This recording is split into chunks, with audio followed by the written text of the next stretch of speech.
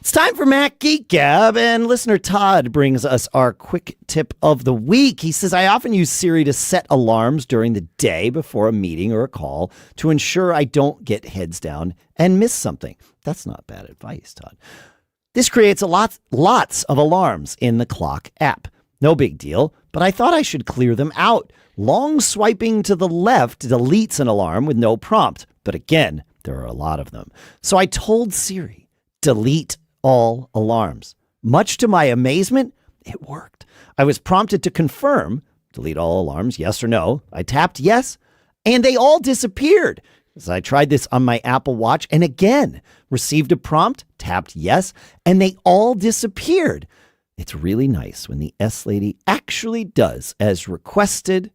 Thank you, Todd, for that. More tips like this, plus your questions answered today on Mac Geek Gab 1090 for Monday, May 19th, either May Ray Day, celebrating the rays of the sun, or National Devil's Food Cake Day 2025.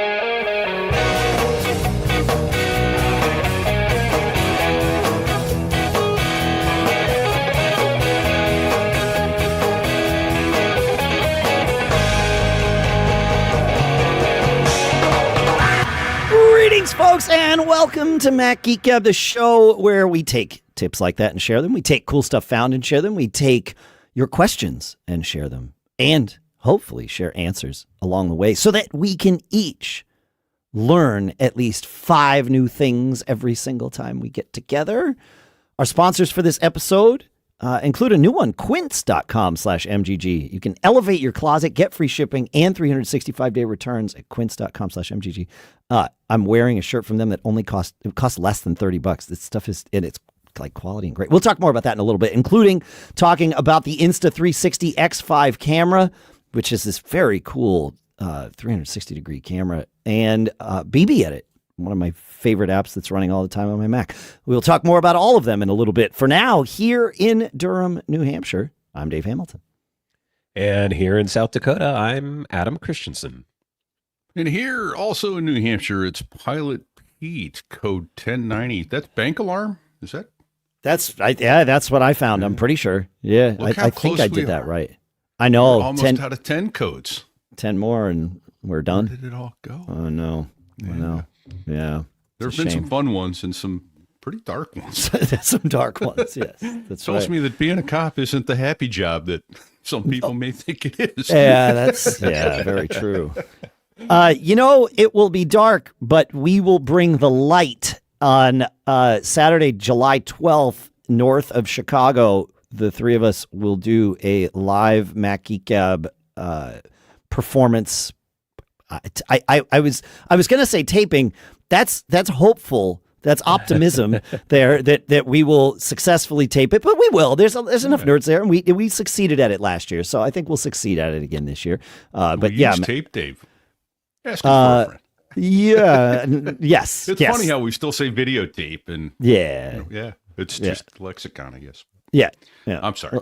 You were on a roll, and I had to jump in. We'll record that, and you can save $50 on your Macstock admission by using our code, which is Mac Geek Gab 50. All of that will be in the show notes too at MacGeekGab.com. And if you visit MacGeekGab.com, you can sign up for the mailing list, which really just means you're having the show notes delivered to you every week, so you don't have to go and hunt them down. You get all the links to the things we talk about and all that stuff. And of course, our monthly giveaway for May, an Eero Outdoor 7. I think they're giving away a few of them, not just one. Nice. So make sure to enter. Yeah, I know. I want one. Yeah, great. Well, enter the giveaway, Adam. MacGeekGab.com/giveaway. No, that's how you do it. Well, I won't enter it. I would assume employees are not eligible to win. That is correct. I also will not be entering. Yes, that's right. Shall we get back to our quick tips here? I should tip quickly here. Is what I'm thinking I'm going to do. So I came up with this one myself. I won't go into the whole long story, but essentially my daughter gets Amazon packages to a central delivery device or box, and I get the notices because it's my account. But frequently they come in. I have a solution for that, Pete. Yeah, right? Change your password. Change the password. That'll be a beautiful thing. So, hey, she graduated from college, so my wallet is already celebrating. There you go. So anyway, I get the notices frequently, and Amazon texts you your delivery notice. And in her case, she needs a code to get into that box. Well, I have to forward that to her, and if my phone isn't handy, I get the notice on my watch. If I'm lucky, I remember, or I can go in and try and get the code and write it down on the watch. And all you have to do instead is when you get a message like that you need to forward from your watch, press and hold the message like you're going to give it a thumbs up or a happy face or something like that, and then scroll it up. Scroll the icons up off the screen, and right below that it says share message. Tap that, and your contacts come up for messages. And I just tap my daughter's face. Really? And there it goes. Yeah. So easy way to share a text message from your watch to somebody else that needs it. That is very cool. It's also kind of surprising because it's a limited use case, right? I'm trying to think of when the last time was I needed to share a text message, and certainly it happens from time to time, but I don't have a routine one like you do. So it's just interesting to me that functionality made the cut, if you will. I kind of wish it was on top. I'm sorry, Adam. Go ahead. No. So that's different than forwarding that text message, right? Because can't you forward a text message basically? Or is it the same? It's essentially forwarding it, but I'm trying to think now if it's going. And now I've got another. I got someone who sends me memes all the time. That's harder to do. So I just sent you a test message, Pete. So you should, in theory, get that. But my guess is it's forwarding the message, Adam. I think it's forwarding it. It's reply, share, and delete are your options. Okay. So we're going to call it share. Yeah. Oh. I think on the phone it's called forward. Like there's a little forward arrow button. Interesting that the watch has different parlance. Yeah. Need to get an M2 chip in that watch. Yeah, that's right. I don't know that I can share a message. So if you get a text message from somebody, you should be able to press on it like you're going to give it a thumbs up in your watch. Oh, I can do it on the phone too. I see. It's the little box in the lower right. Yeah, because I'm not doing it from a notification. I'm doing it from the message thread. So yeah, it's just the share sheet. Yeah. Interesting. Yeah. Always learning new stuff. Yeah. Amazing. I know. Well, here's maybe another one. Greetings, MGG crew. One frustration with Finder is that my file names have gotten longer and more descriptive, but the default column width hides the end of the file name. I know you can drag the handle to make each column wider, but I have just realized that it's possible to make those changes carry over to a future Finder window. Just hold down the Option key while dragging the handle between columns, and the column width will remain the same the next time you open a window. David. So David had that tip. Love that. Huh. Love that. That's great. Interesting. I had no idea that's how that worked. I'm sure it's been that way for a while, or maybe not. Who knows? I think so. Yeah. Cool.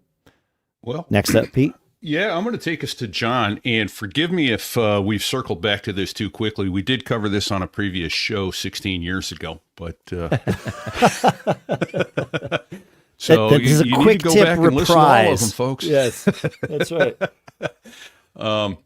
John writes in, hey, surely this has come up in previous years, and maybe I forgot I knew this. I finally reached my limit of frustration when trying to click the mail icon in my dock, but accidentally kept clicking another app icon. It was Pages in this case, and it screwed up his workflow. So this morning I turned to my trusty, although not always trusted, sidekick ChatGPT and asked if there was some way to insert a spacer into the dock. And, well, there is. So, we'll put it's a terminal command, and we'll put that in the show notes, unless you want to pull over and write it down right now. But nope, it's there in the show notes. Yeah, we're good. Yeah, there you go. Already done. So you run that terminal command, and I was vamping because my notes froze. This will add a blank space to the right side of your dock, which you can drag around like any app icon. To remove the spacer, just drag it off the dock like any other app icon. Want multiple spaces? You can repeat the command as many times as you like. He says, I don't love how it looks, but it seems a bit wide for me, but certainly will put an end to my misclicks. Or is that Ms. Clicks? Very clever. For those more adventurous, perhaps there's a way to adjust the spacer tile dimensions. I looked for a way and I do not see one. And trusty but not trusted ChatGPT also agrees there's not a way to adjust the dimensions. And thanks for many, many years of invaluable info, great conversation, and generally keeping me company on a lot of commutes. John, thank you for listening, and thank you for that excellent quick tip. I thought we started to discuss it last week, and I remember seeing it. We did, but then... Didn't have it handy. Yeah. I actually have one on my dock, even though I don't use my dock. I put it there to see if I could, Yeah. I like it. You were speaking about ChatGPT, and I got to thinking there is that ChatGPT is very eager to please, right? And so it will give us the answers it thinks we want to hear, often without bothering with silly things like, facts and accuracy. And those are so persnickety. Yeah. And so, but what I have done, and it has helped, it's not a cure-all, but it definitely made a difference, is in ChatGPT settings, personalization, customize ChatGPT. You can give it there's a section where you get to put in what traits should ChatGPT have. And we've talked about this before, but one of the ones I've put in is overall, tell me what you think is correct and accurate without prioritizing what you think I want to hear. It's okay not to know, and it's okay to say you might be wrong. Tell it like it is. Don't sugarcoat responses. I realize that I've been very redundant with what I'm saying to ChatGPT in here, in hopes that one of these phrases is the one that sticks, and it has. So, yeah. So. Nice. It's often wrong, but never in doubt. It's Dunning-Kruger in software. Yeah, exactly. Yeah. So anyway. What's next, Adam? Mac has a tip for us regarding passwords. He says, about a year ago, I set up an Eero LAN in a friend's house. All was well until a guest showed up and asked for the network password. She used the LAN constantly, but of course, never had to actually enter the password and forgotten it, as had I. The solution? Open the password app, and there is a menu called Wi-Fi, which lists all the networks that your phone knows about with their passwords. Kind of a special case, but a lifesaver. Of course, it was written down, but where? Well, I hope it wasn't written down anywhere, Mac. Hopefully it was in a different password manager, but we'll see. Anyway, cheers, Mac. My Wi-Fi password is written down.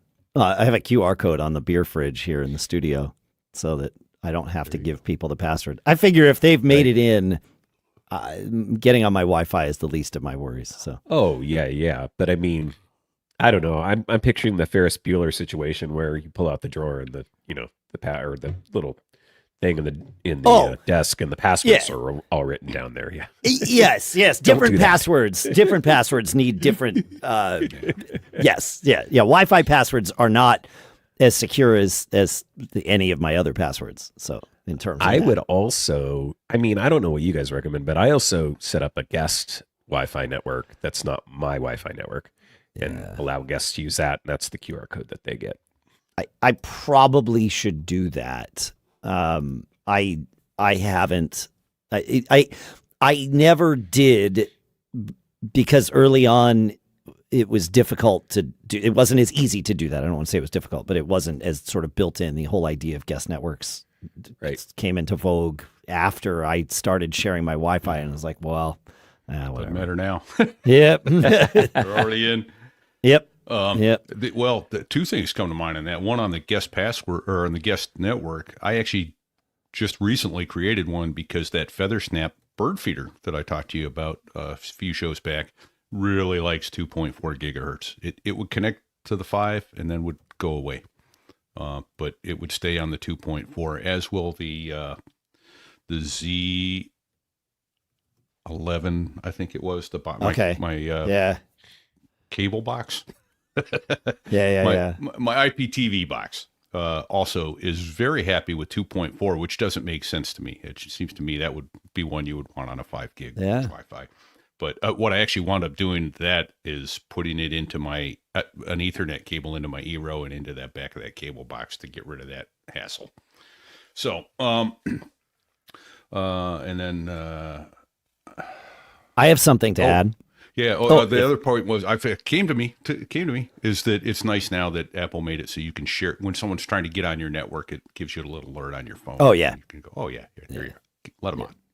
So. I remember in terms of like guest networks and all of that. Plume is one of the mesh Wi-Fi companies. I mean, you can still get their stuff, and it's good stuff. But they've more targeted the enterprise. Like the corporate B2C kind of thing where they like, I think Comcast Xfinity's mesh is a Plume thing. So they've kind of gone that route, but you can still buy it direct and all of that. And they were the first consumer grade Wi-Fi where I saw the ability to designate which network somebody was on, the main network, the guest network, a restricted network, whatever, not based on SSID by choosing, Dave's Wi-Fi or Dave's Wi-Fi guest, but by the password people use. So it would be Dave's Wi-Fi, and I would use one password and get access to everything. And I could give my guests a different password for the same SSID, and that's how it delineated which network to put them on. And I mean, it all makes sense. It's all on the same radios, just like a guest network. So, and I'm pretty sure I can do that with my Unify too. I have not, as I mentioned, but I'm pretty sure Unify lets you do that, and I know so does a lot of the sort of enterprise grade ones are built to do that for sure. But we had a problem down at Tideline where the Sonos was connecting to something based on a password that Seth had set up to restrict things, and it caused a problem for like 2 months. But anyway, that network is massively over-engineered. But I digress. Who did that, Dave? Not me. No, okay. I would have set it up simple. No, Seth set it up that way. Yeah. Okay. It's like, oh, well, this password gets you this, and this password gets you that, and this. It's like, dude. Dude. Just let him in. Just let him in. That's it. Yeah, we were trying to fix the Sonos one day, and he's like, oh, wait, I know the issue. And I'm like texting him while he's in, somewhere else and something. He was like traveling. He's at a conference or something. And he's like, try now. I was like, yeah, that worked. He's like, that's on me. That's on me. I'm like, yeah, I freaking know. It's just, there was no question about this, man. On who this one was on, huh? Yeah. He's like, sorry, that's been like months, hasn't it? I'm like, yeah. He's like, yep, that's me. Anyway, but you can do it. Just know what you're doing and don't overcomplicate it for the sake of overcomplicating it. What is your phrase, Pete? If it ain't broke, fix it till it is. Right, exactly. Yeah, exactly. And it sounds like he did. So. Oh yeah, big time. Yeah. All right. He's a why network don't engineer. I close out quick tips with Tim this week? He actually knew about this, and everybody does. And the quick tip is twofold. One is he figured a way to use the technology to his benefit or his parents. A well-known quick tip is that you can merge calls on the iPhone to conference the call. I've known this for a long time, but didn't realize I needed it until recently. I call my parents once a week on their landline so they can use both extensions to talk. Remember those days? Yeah. But my dad is hard of hearing and always struggles to hear. However, his hearing aid is linked to his cell phone, and he hears fine with it.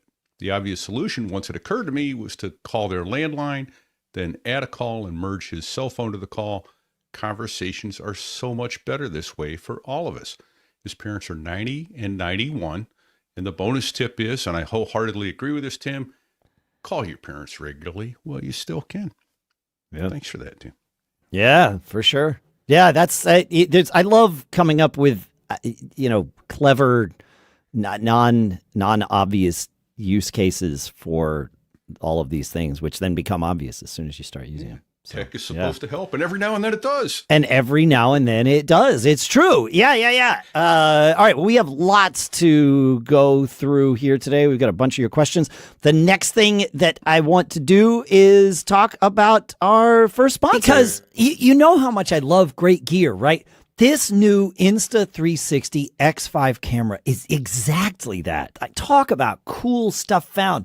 This is their flagship 360-degree camera, and it's packed with everything you'd want.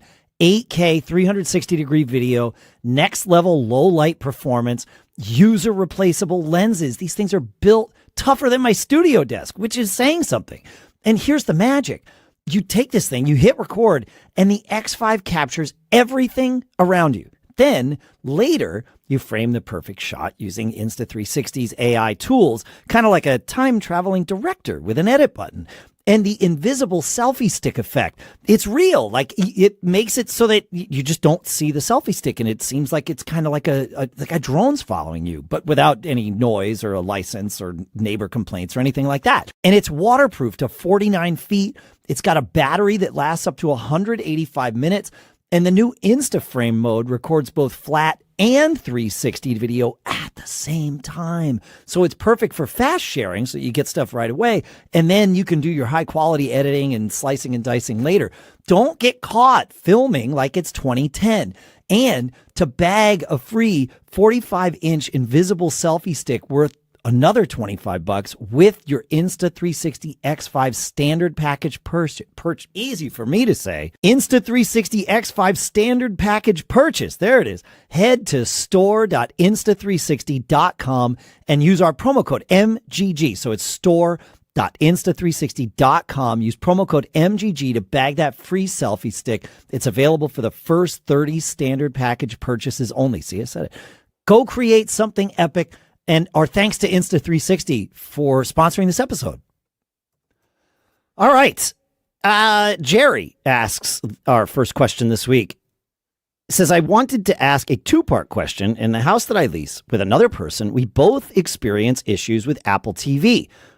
It freezes and then starts playing. It doesn't matter what you show or you're watching. He says, I'm wondering if it is because it's an older house and the Wi-Fi signal is weaker as it travels from one floor to the other. Also, I'm wondering, would a booster for the Wi-Fi help? If so, are there any reasonable ones to look into purchasing? Thanks so much, and apologize for the long question. That's not a long question. It's a perfect length question. Adam, do you have a perfect length answer? Probably a too long answer. I have lots of thoughts and ideas on this. I mean, I think place to start, rather than buying new hardware, is maybe trying to diagnose where an issue might be and confirming what you're suspecting, which is, hey, is there an issue with the Wi-Fi signal going, up through the floor or whatever that might be. So, here, something like speed test is what I would turn to be my friend. There is a speed test app on the Apple TV, the Ookla. It's Ookla. Is that how you say it? Ookla? I don't know. Ookla. I think it's Ookla. Yeah. Ookla. Yeah. So you can download that app on your Apple TV. You can run a test on it. There's a couple different kinds of tests. You can run the test with the Wi-Fi just to see, depending upon what you're expecting, the speed you're paying for. I don't know what kind of connection you have coming into your house or what your Wi-Fi is, but testing that and make sure that you're getting enough speed there. What do we talk about? 25 megabits per second for HD these days for like that's for Netflix 4K. I believe they say it's 25 megabits a second. I'll confirm that, but yeah. Yeah, make sure you're at least getting that, and then also I think the speed test also has a video option where it will kind of tell you the maximum resolution it thinks you can get with that, dependent upon the speed of your connection.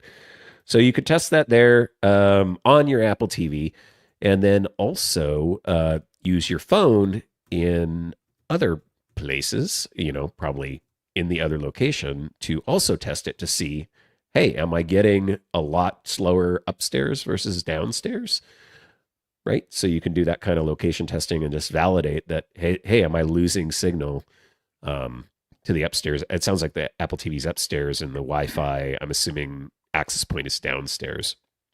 I have a question regarding that because I had been told for years, and I don't know if this is true, I just took someone's word for it, that with at least with a standard Wi-Fi router with the antennas and stuff like that, that the signal travels better downward than upward. But I don't know if that's true or not. That was just an old wives' tale someone had told me. That's a good, interesting. It's totally dependent on the antenna design in the access point, right? The router or whatever it is that's broadcasting the Wi-Fi. I know many of them are the opposite, where they go up and out better than down, but you know, something could be built to do differently. I know the Unify access points, they're meant to be ceiling mounted. Right. And so they certainly, prioritize sort of, down and out, not up. But yeah, I mean, it could be anything. I would assume, and maybe there's no good reason to make this assumption, but I will continue to make it because I'm strong in my convictions, strong and wrong, is that something's built to sit on a table would have an antenna array engineered to go up and out so that you're not giving the table the best Wi-Fi experience it could have. Also most internet connections come into a ground floor of a house just because that's how that usually works, a wired internet connection anyway. And so the assumption would be, okay, the router's got to be where the internet connection comes in, and so let's go up and out. But again, Yeah, and many of the routers have the 4 antennas, so I've always assumed they were conical, and I would put them at different angles to avoid dead spots. It worked for me. It made me feel much better. Yeah, exactly.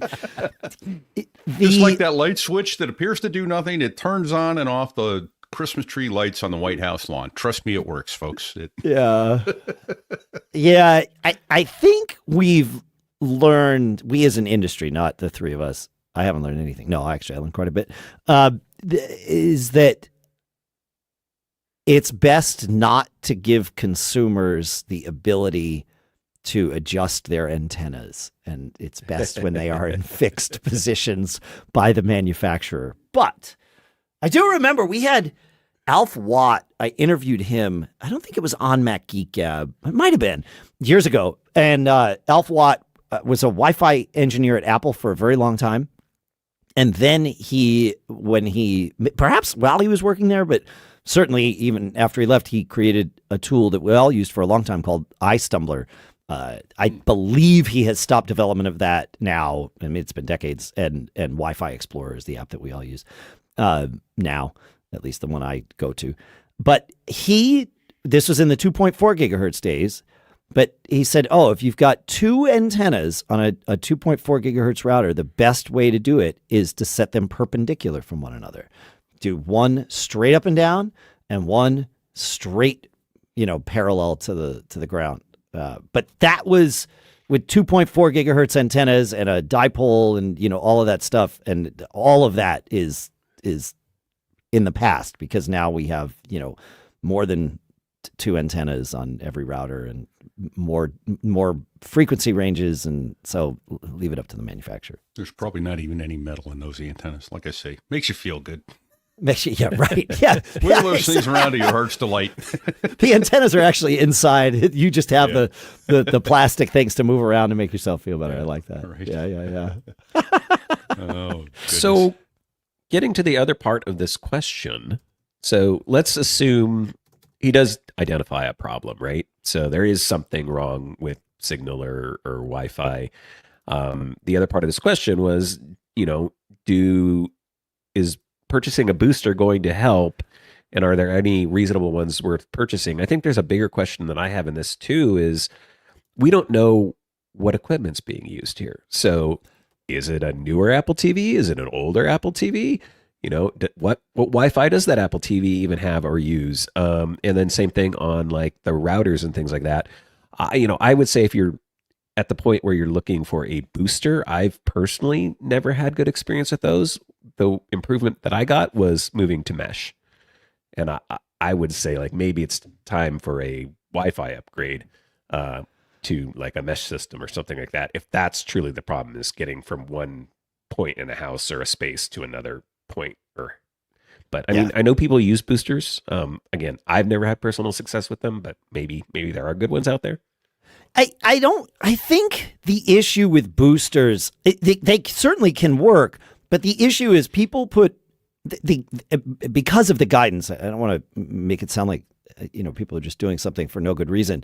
The guidance is, if you need a better signal in your bedroom, put a booster in the bedroom. It's like, well, if you need better signal in the bedroom, the booster's not going to get the signal to amplify it, right? So you're going to have a great connection to the booster, and the booster's going to have the same crappy connection back to your main Wi-Fi that you previously had. And sometimes that's not true because it's powered and they're able to do some things with the antennas and maybe eke out a little bit of extra, signal strength or whatever. But by and large, that is true. And so the trick with boosters and with mesh points is to put them sort of along the way so that they can take a signal and a good signal from a spot where there is a good one and extend that. And if you do that with a range extender / booster, it can work. I mean, mesh really is just a bunch of boosters that all know how to talk with each other and coordinate with each other. That right? I mean, at the end of the day, that's what's going on there. There's not a lot of magic, except there is magic in that when they know how to talk to each other and they can coordinate and do all the things and give you advice like, hey, this one's too far away. We know because we see both ends, that kind of thing. So, So boosters got a bad rap because they were the sort of the consensus of instructions on them was misguided. I was like, just put it in the bedroom. Yeah. Like, we got a great signal here. It still sucks. Yeah. But at least I got full bars, Yeah. The other thing that I want to go back to, I forgot I wanted to mention about the speed tests is, with my Orbeez, I actually have a speed test on my actual router. It has speed test software on it. So also testing what's coming into your house to validate you're actually getting what you're paying for is really, good as well. So like when I have a Wi-Fi problem, I will test there and make sure, okay, I'm getting my full gigabit there. So I know everything coming into the house is perfect. Now I know my issues somewhere on my network. Yep. That makes sense. Yeah. And then I just wanted to mention Kiwi Graham in the Discord chat mentioned the NetSpot app on Mac OS for mapping, helping to map your Wi-Fi. I had forgotten I had that, and I just typed it in, and it came right up. Like, woohoo! Yep. But you're right. Knowing where, because if you've got, if your signal coming into your house is 2 megabits per second, well, there's the issue. Ain't nothing you doing with Wi-Fi gonna fix it. So no, that's a really, that's a good point. I did look up Netflix's current recommendations for internet speeds. 4K they have set at 15 megabits or higher. So I don't think my memory on 25 was incorrect. It's obviously out of date, but I really have a memory of that being 25. They found compression that we don't care about. Yeah, exactly. I threw out the 25 number before you said yes. I think that's correct. So like us both having the same memory kind of that's right potentially validates that bias. Sure. Yeah, that bias. Yes, of course we were right, Adam. But 1080p 5 megabits, 720 3 megabits. Now this is with Netflix's compression, and clearly that's something that at least we believe has changed over the years and should. Compression gets better as we learn more, but also as processing speeds get faster, right, on the hardware on either end, because you can decompress on the fly because it has to be. But so 15 megabits is. But 15, you don't need 15. Like 3 for Netflix anyway is going to be fine. And I would say 3 for most things is going to be fine. My daughter had, when she was in Italy, their connection to our house was not the fastest. She could get a decent connection to Netflix. She could get a decent connection to like Apple TV Plus to stream. But in terms of getting to our Plex server here, she had to set things to about 3 megabits, sometimes 2, to get a consistent thing, which sucks because she had a super fast connection there. And, you know, we have gigabit fiber here. And so I was like, yep, it's just something in between. If we could tell it how to route differently, maybe we'd get better. But anyway, so, and she was able to watch things fine, you know, at 2 or 3 megabits per second. Like it all comes in pretty good with the tech that we get today. Yep. All right. Jedd has our next question, right, Pete? He does. He writes in, he says, I feel like all my emails should start with, is there a way? But here's my question. It's not a bad... That would be a good title for a show. For a show, right? Yeah. So there I was. Is there a way? Is there a way? Yeah. So he says, I hate that when I'm on the phone, I get constant buzzes and texts from WhatsApp. It's distracting. Is there a way to have my phone go into DND, do not disturb, or some kind of focus when I get on the phone and go back to normal when I'm off? Thanks as always, Jedd. Yeah, I love this question. I looked to see if there was a trigger for phone call in personal automations, right, on the phone, and there's not, because that would make too much sense. Because it would be nice to be able to do that, or have a focus mode like the driving one, where it's sort of automatic when you're in the car. How do it know? Well, the phone definitely do know when I'm using the phone, right? Yeah. So that wasn't there, but there is an app trigger, right? And you can set it for when an app is opened and when an app is closed.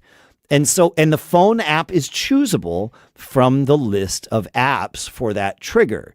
So I wonder if using that might be the trick. The other thing, of course, is if you have it on your calendar that you have a phone call coming up, often, not always, often the system will ask, hey, do you want to go into do not disturb for the next, for the duration of this upcoming event? And that's always nice.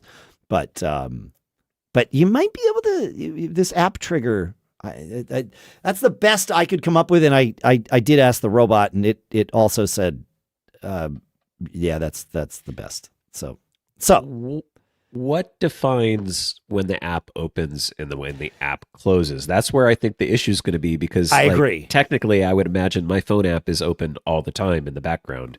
Yeah. And it never closes. Right.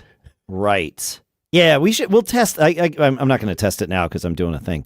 But yeah, that would be an interesting thing to test. Is does being on a phone call count as having the app open even if it's not front and center? But it would be, right? When you take a call, unless you switch out of the app during the call, when you take a call, the phone app is front and center on the screen. Right. Yeah. But is it an actual open app? I don't even know if it's an open app. If I swipe up, and I'm and look at my. It is, okay, yeah. So it is treated exactly like an app. Okay. Well, let's not say exactly, but but yes, for many purposes, yeah. So that might work. Well, who knew? There's an app on your phone that makes phone calls. Yeah. Well, I just meant I didn't realize that it, all my other apps obviously do that, but I thought maybe the phone app would be special, but. It was special for a long time. You're not. I mean, your instincts are right on this, and your memory is correct on this. It was not an app in that sense. I mean, it had an icon, but I think they've made it more like an app. So, yeah, that's the only thing I can think of. But feedback at macgeekgab.com. If you've got an answer for this, we love to kind of That's where I'd send the answer if I had one. I'd send it to feedback at macgeekgab.com. Me too. I think I'd fire up my email client and send an email to feedback at macgeekgab.com. I love that. That's absolutely amazing, because then we get to do all the things that we want to do. We love all your emails. Truly, it is what keeps this show going. So thank you for that. And we have lots more of your emails to get to. The next thing that I want to do is talk about our next sponsor. Because look, you know when a new shirt just becomes your go-to? That's what happened with the gear I picked up recently from Quince. I'm literally wearing their 100% European linen short sleeve shirt while recording this episode. It's super comfy.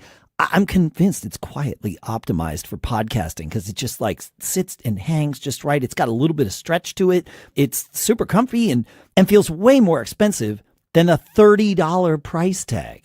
Crazy. I also grabbed their ultra stretch 24/7 smart chinos. Those were under $50 and a 3-pack of cotton modal tees for less than $20. All in, I revamped like half my summer wardrobe for $100. It's just slightly less than $100. In fact, it's wild. Quince makes luxury level essentials, linen, silk blends, organic cotton, but without the price markup. They work directly with top factories. They use premium materials.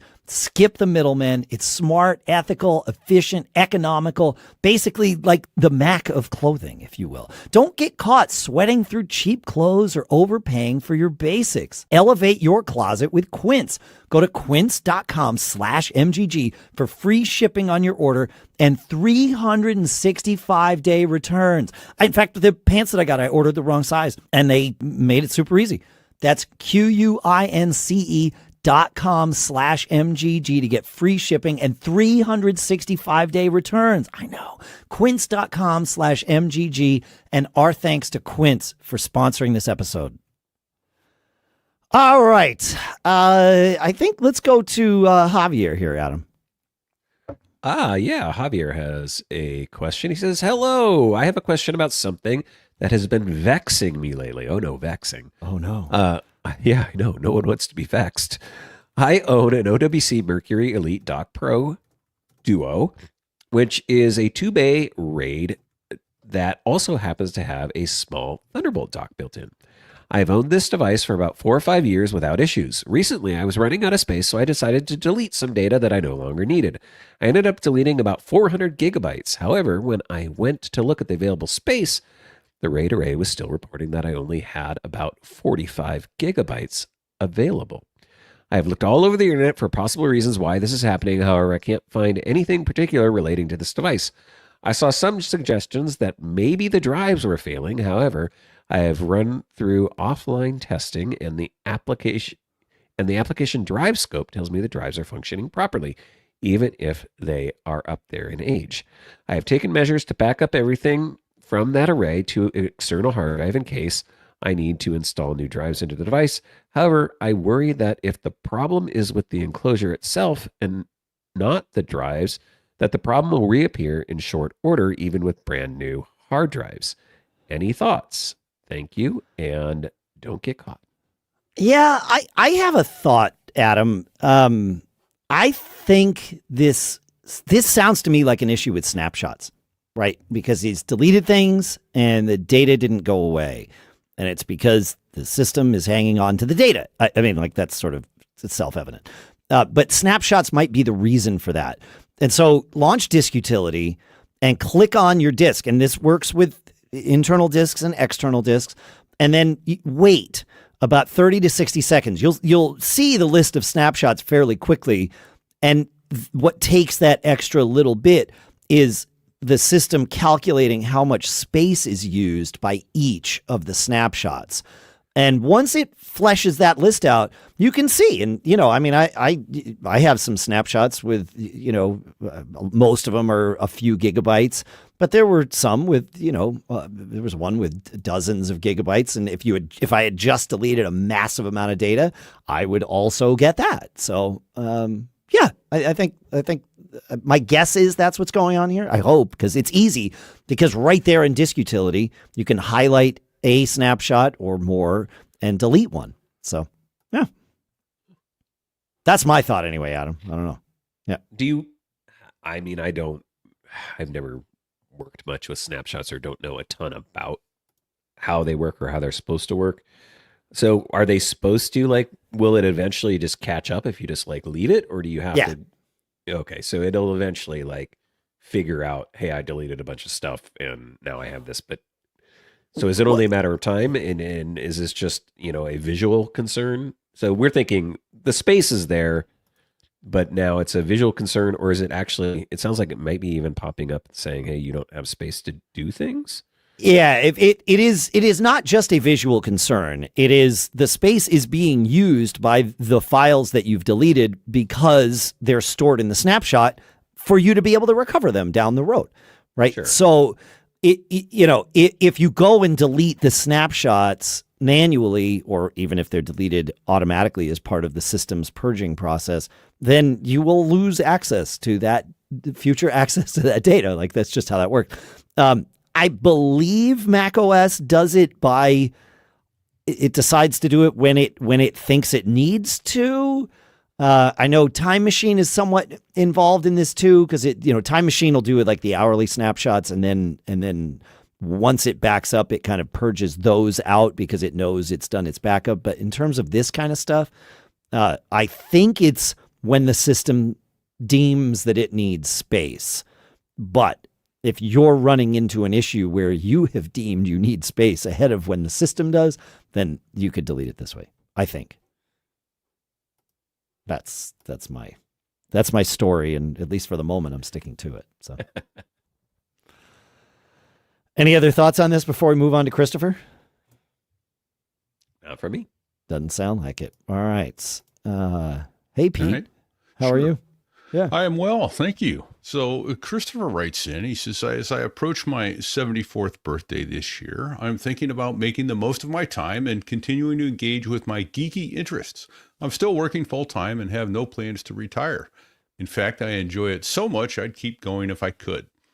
I reached a crossroads regarding my equipment. Instead of investing in two separate Macs, I'm considering the idea of getting a single powerful M4 Max Mac Studio with 64 gigs of RAM and a 512 SSD. My thought is to use it for both home and office, transporting it the short 2-minute commute between locations, as I spend about 8 hours on the computer in each place. Initially, I considered an M4 Mac Mini with 24 gigs of RAM for home and an M4 Max Mac Studio with 36 gigs for the office. However, I often find myself with a large number of YouTube tabs open. I've had as many as 130. Ouch. For various reasons, and I'd prefer not to have to constantly manage RAM usage and interrupt my viewing experience. Are there any flaws in my thought process? Best regards, Christopher. I have thoughts on the thought process, Adam. Do you want to start, or shall I? I'm trying to determine if Christopher is a bee and just has like dozens of eyes. How do you watch 130 videos all at the same time? We do love you, Christopher. Thank you for letting us have this. Yeah. Have fun at your expense. It's what we do. No. I mean, yeah. I mean, if that's your workflow, I mean, to each their own. I mean, I know people that have Tab-itis also and run into memory problems. Really, like I work with developers on our teams, and they'll do a screen share, and it's like, you can't even tell they're tabs anymore. They're so tiny across the top of the screen. So this is a real thing for a lot of people. And if that's your workflow, then yeah, I think you adapt, your needs to your workflow. If that works for you and you could afford it, go for it. I mean, you're never going to be upset about having tons of RAM, I don't think. So, right. More RAM is never going to be a bad thing, other than, as I know you're about to say, Pete, on your wallet. Right. Especially when you're paying Apple's prices on RAM. Yeah. So there's that. But I'm curious if RAM would solve this problem. And the reason is Safari, like many browsers, gets RAM hungry. And if your main issue is that, your browser and all of your YouTube tabs, I don't know that going to 64 gigs of RAM is going to solve this problem for you. I have Macs with my daily driver in the office is a 16 gig M1 Mini. My laptop is a 24 gig M2 Air. And this thing in the studio is, I believe it's a 32 gig Mac Studio. Yeah, it's a 32 gig Mac Studio. On all of them, I find that Safari gets bloaty and it gets, it doesn't seem to matter how much RAM I have. Now, I do max out at 32. I don't have 64. Would it be better? Not sure. Don't think so. But it might be. But what I find helps immensely is making sure I quit Safari at least once per day. So I start the day with a fresh launch of Safari. And that seems to keep things at bay. And of course, I have it set to keep my tabs open, so it's not like I'm losing anything, but it's not activating those tabs. It's not, it knows what those tabs are and it has kept them in their right order, but it doesn't load the content for those tabs until I go to the tab and pull it up. And that seems to help. And I'm not convinced that it's just Tab-itis causing this, because I have my own version of it. Maybe not as bad as Christopher, but maybe also as bad. But it doesn't, like, quitting and relaunching Safari seems to be the magic. And so much so that I use a free app I've mentioned on the show many times called Quitter from Marco Arment. And this app knows when you last interacted with an app. So not just how long it's been launched, but how long it's been since you last brought it to the front and touched it. And I have it set for 180 minutes, right? So 3 hours if it's been 3 hours since I've touched Safari, it quits Safari.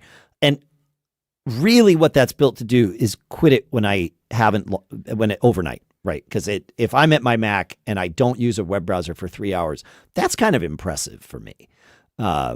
So the 3 hour thing is great, but I start the day every day with a fresh launch of Safari, which of course is part of my begin the day script, like lots of other apps that I have in Keyboard Maestro. But it is a fresh launch of Safari. So maybe try that. Actually, here we go. Before you place your order, implement that strategy, because that's free and quick, and see how it goes for a few days and see how your YouTube RAM usage is, because I don't know, carting a Mac back and forth between the house and the office, it seems cumbersome, but I mean, maybe not, it's not that many, cables to unplug and replug, but I don't know. Well, especially if you use dock on each end, might only be one cable. Right, but then you're not taking advantage of the 4 Thunderbolt buses in that Mac Studio. Well, that's a real thing, right? Because I run a lot of displays here and stuff, and yet still am able to plug a hard drive in and get full speed out of the hard drive without any of my other stuff getting in the way. So, I don't know. That's true. Yeah. I have the cure for Tab-itis. What's that? Hold down the Option key and click to close a tab, and guess what? They will all close. Do you get a prompt there, or does it just close them all? Okay. Well, there's that. All right. Okay. And then is it Option Shift Command T to open them all back up?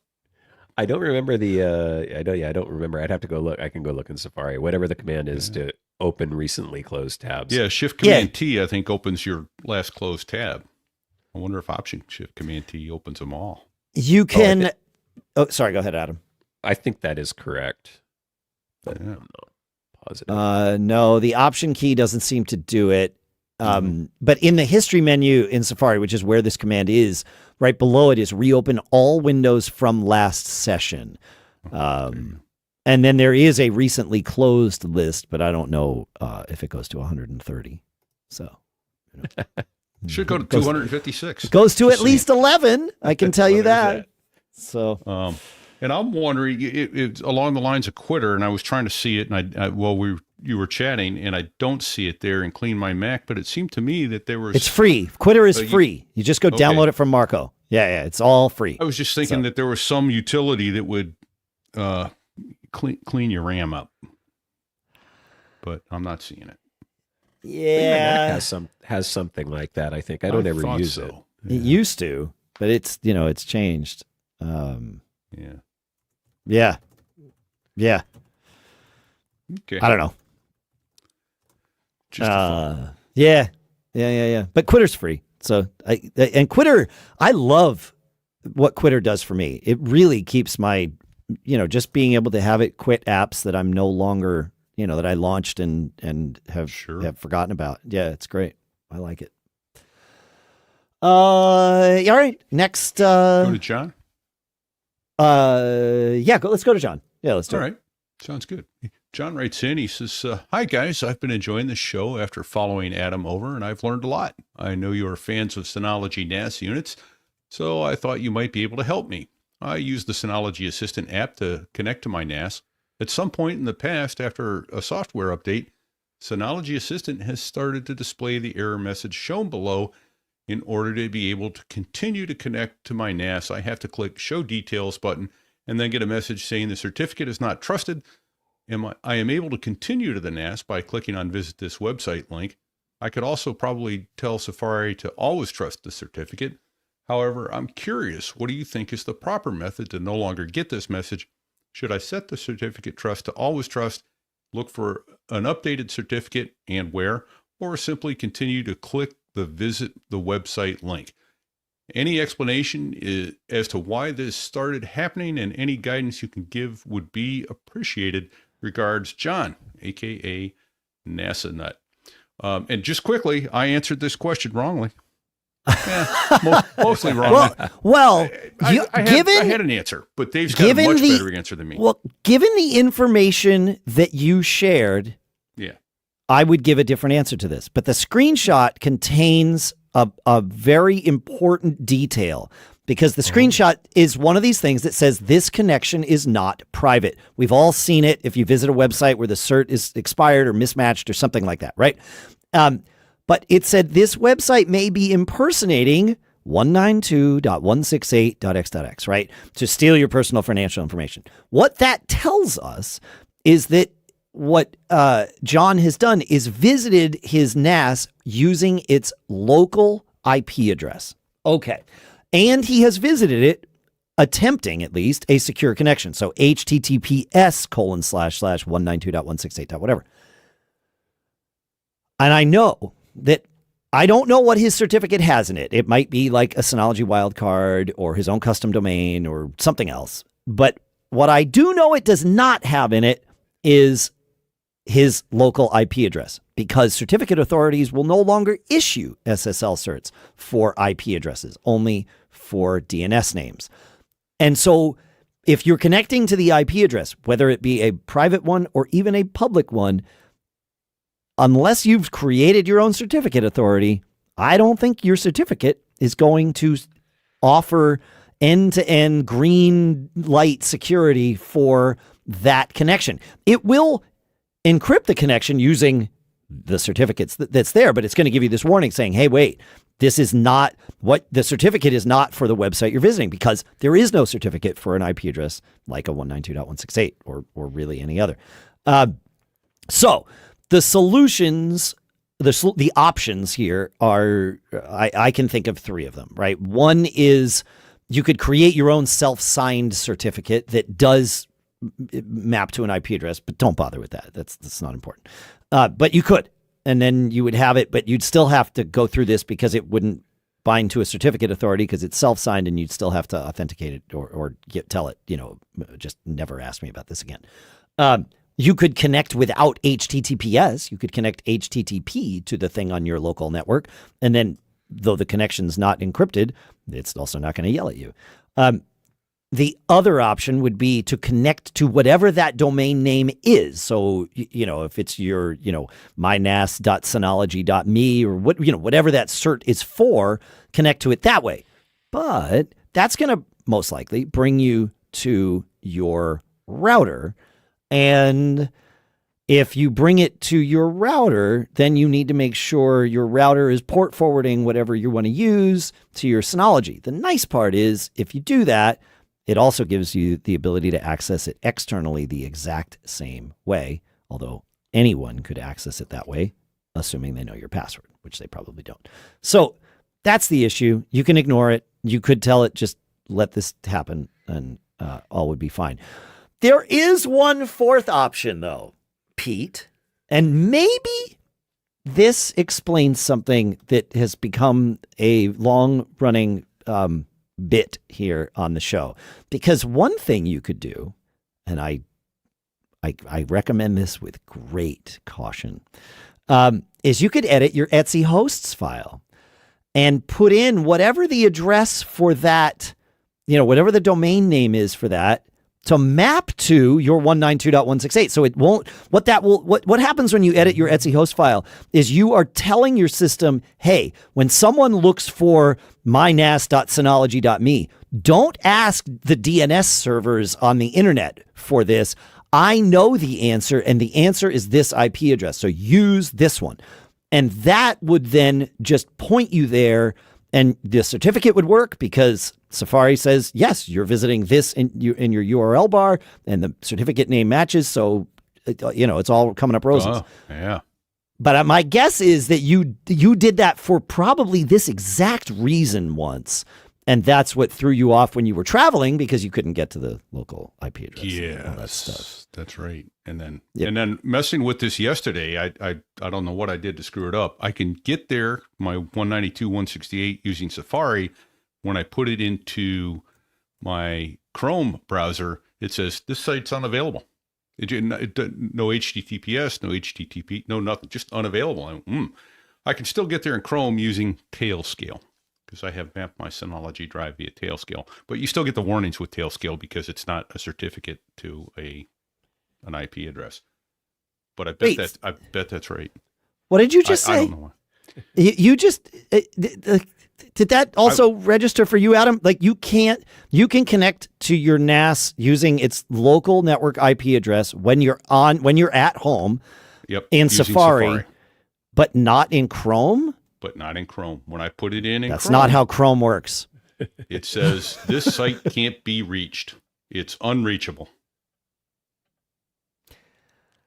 But if I go in Safari and put that same IP address in, boom, I'm right in. What firewall did you install in Chrome? I don't think this is it. In fact, we've had listeners write in about the local network access thing not being related to local IP addresses. But if you, just out of curiosity, if you go on your Mac to System Settings, Privacy and Security, Local Network, and is Chrome listed there, and is it on or off? Because this would be a great... Oh, yeah. Right. What'd you say, local services? Local network. Oh, let me back up. Local network. All right. There it is. There it is. I got 32 items. Chrome is on. Chrome is on. Okay, yeah. So that it's not that. And again, I think we've learned that wouldn't cause iterations of Chrome being on. There's like... That's interesting. Yeah. Also interesting. Yeah, right? That blows my mind. Perhaps informative, yes. I would also check and make sure all your Chrome extensions that you expect to be there are there and on, and the ones that, more importantly, you don't expect to be there are off. So I didn't turn any one of those off yesterday. I created a new profile certificate when I was playing with this, and I also opened the port on my router to forward to, because I use an off. I don't use 5001. For your Synology, for security. Sure. For my Synology. So I made sure that the port was open on my router to point to the correct port. But it's just weird that Chrome's like, that site's not available. Now, I could take the IP address from my Tailscale and put it in Chrome. It goes right there. Yeah, so, you've got something going on. Yeah, I think I edited my Etsy host file. Yeah, I know you did. I want to offer a tip, though. You said you changed the default address of your disk station for security reasons, so that you're not... Yes. The port. Sorry. Yes. Yes. Thank you for the correction. You changed the port on your disk station, the default one, because for security, so that people that are looking to get in the outside world probing are at least not seeing it on the default port. Not a bad practice. Yeah. But I have an advice for that. It is when troubleshooting, it is often great to have something like that on its default port. If like the day that you run into trouble with something, And so, but I also like the idea of the world at large not having access to that. But that's where the beauty of port forwarding comes in, because you can port forward from the outside world a different port. You can say, okay, I want it, instead of it being 5001 from the outside to 5001 on my NAS, I'm going to port forward 15,001 from the outside to 5,001 on my NAS. So you don't have to change your NAS's default port. You just change the port forwarding rule. And that, to me, has always felt better, because I'm leaving my NAS ports on their default. So if there's some app I need to run on my local network that's going to look and help me troubleshoot, it's all right there. So and it's that's not just exposed to the world anyway. Again, like my point is, if somebody has access to my local network, I have bigger problems. Bingo. So anyway, that's just a general practice kind of thought. And it's probably overkill anyway, because the other thing I did, I believe it was at Synology's recommendation, was I killed my admin account. Yes, that is the best thing you could do on your disk station, is to not have an account named admin. Yeah, for sure. Because otherwise, it's like, I watch people hundreds of times a day sometimes try and hack into my Synology using the admin account. It's like, don't you know? But they don't know. They don't know. We have more to go through. The next thing I want to do is tell you about our next sponsor. Because you know how some apps just become part of your daily workflow, so much so that you almost forget they're there? Well, for me, that's BBEdit, right? It launches with my begin the day script. It's part of my start podcasting routines.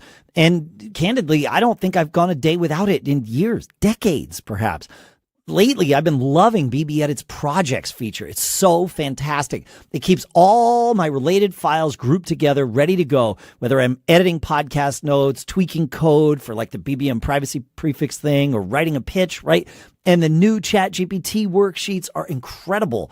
You can interact with AI directly inside BBEdit to generate text, brainstorm, or even massage your Markdown without ever leaving the app. It's got Markdown cheat sheets too, which makes life easier for people like me.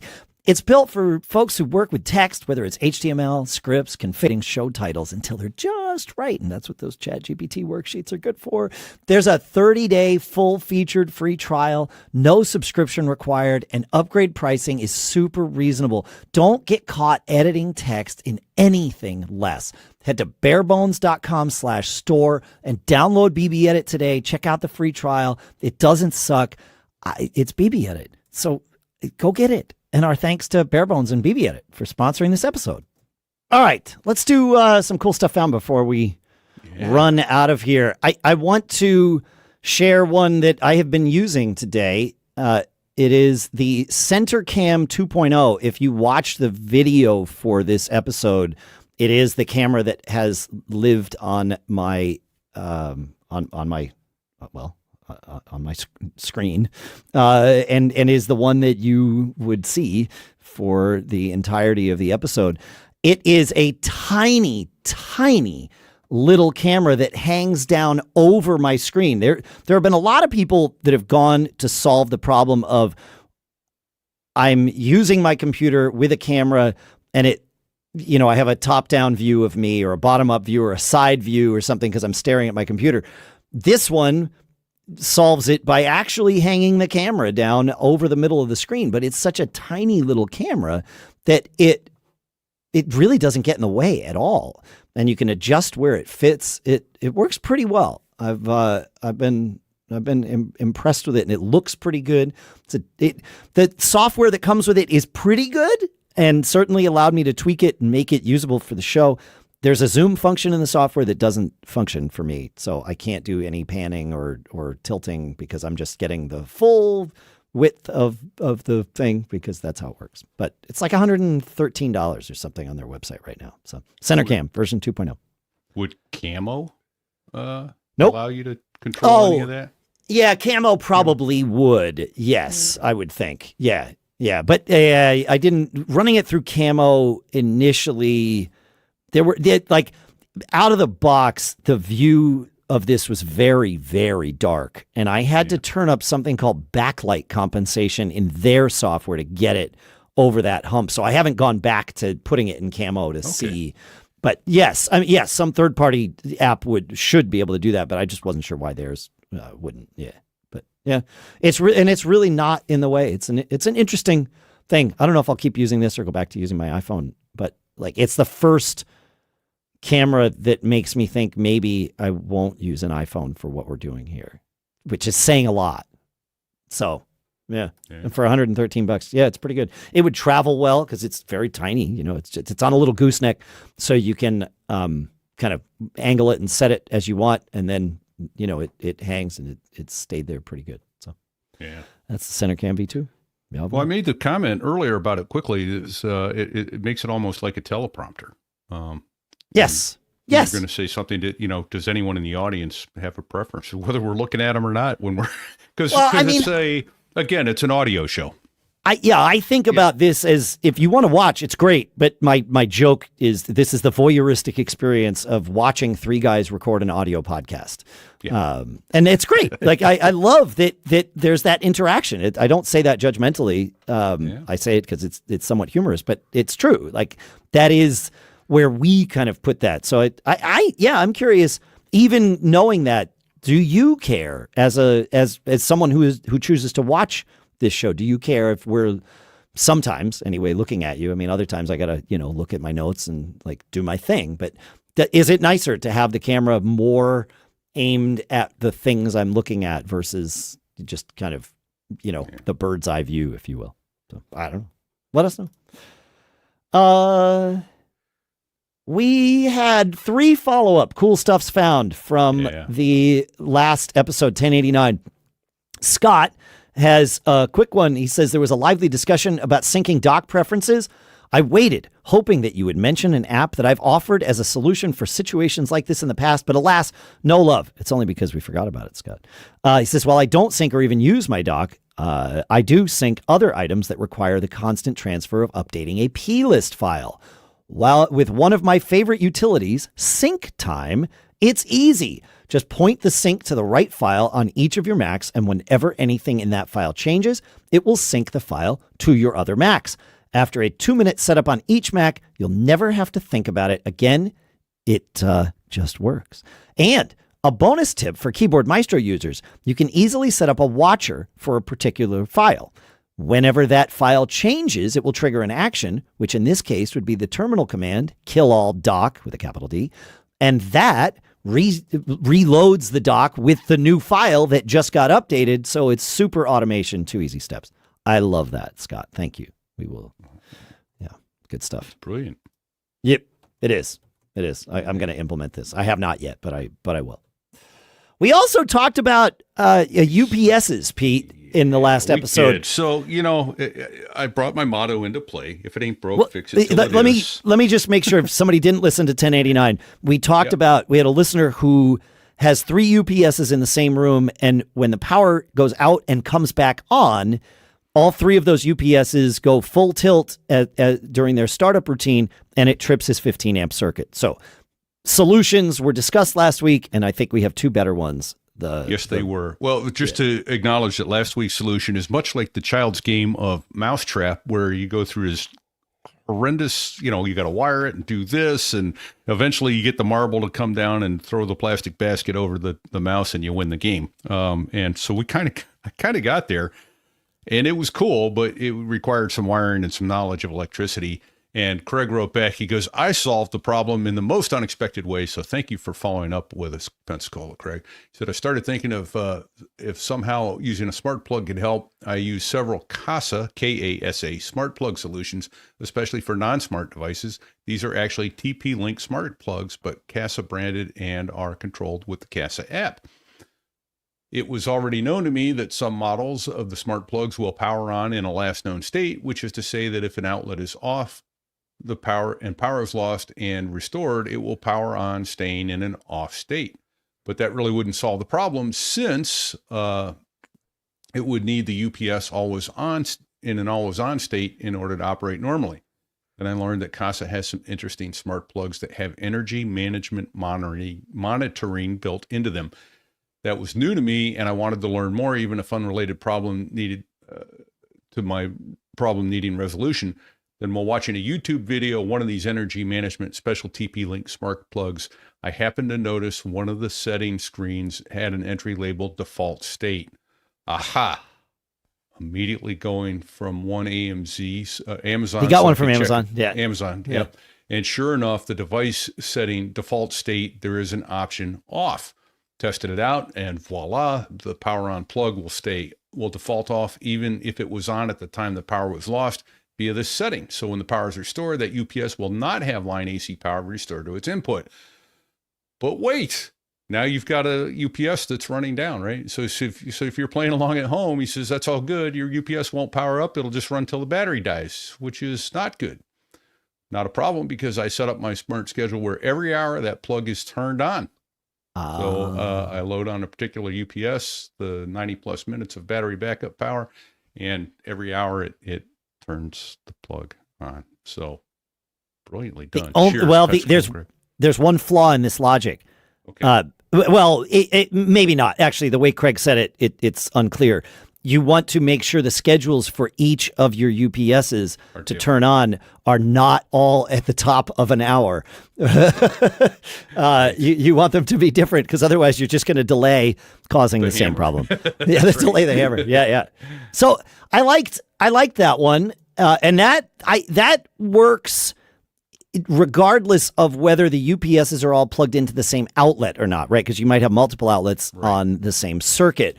Mark's solution is all based on a single outlet, but is equally as clever. He says, in pro sound reinforcement, we use rack-mounted power sequencers. And he found one that he linked to on Amazon, which we'll link to. It's about it's like $100 or something. And it's got 8 plugs in it. And the whole idea is you tell it to turn on and it turns on things in sequence so that nothing overloads the system. Because in pro sound, the same kind of thing happens where, you have a circuit, but you're turning on speakers and all these other things that are going to draw a big load when they come, or power amps when they come on, but then go way down unless you're overrunning them, at which point, you might blow a 50 amp fuse, like Mick Jagger said. So like the same logic applies. It's just turning them on in sequence, waiting for them to power up before doing the next one. So you could certainly do that if they're all on the same outlet. If they're not, then the smart plug solution is the right one. So yeah, so much better. I like it.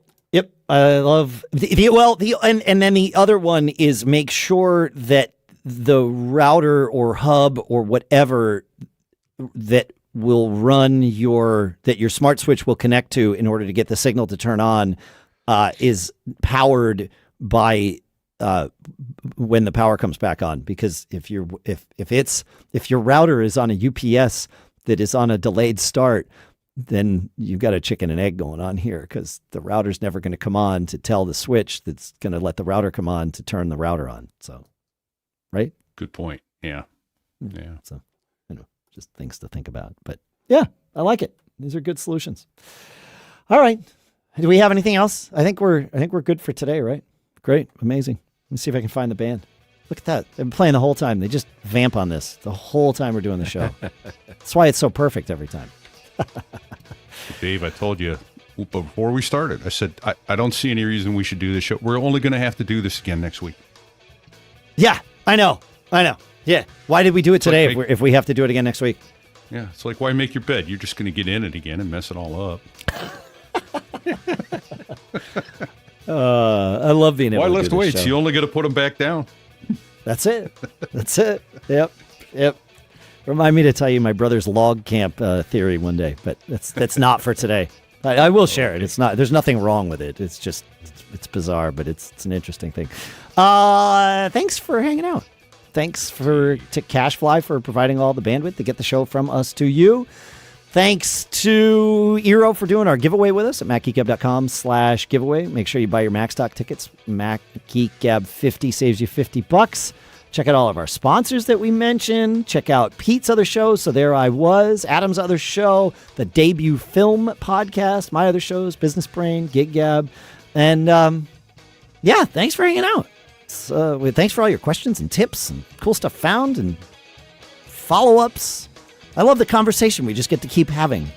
It's awesome. Thanks to everybody in the Discord for doing all your things. It's pretty amazing. Oh, thanks to the guy who sent in a 1-star review, too. We'll read that on the next episode. Yeah. No, I love Adam, it. You shouldn't have sent that. I told you not to send that, Adam.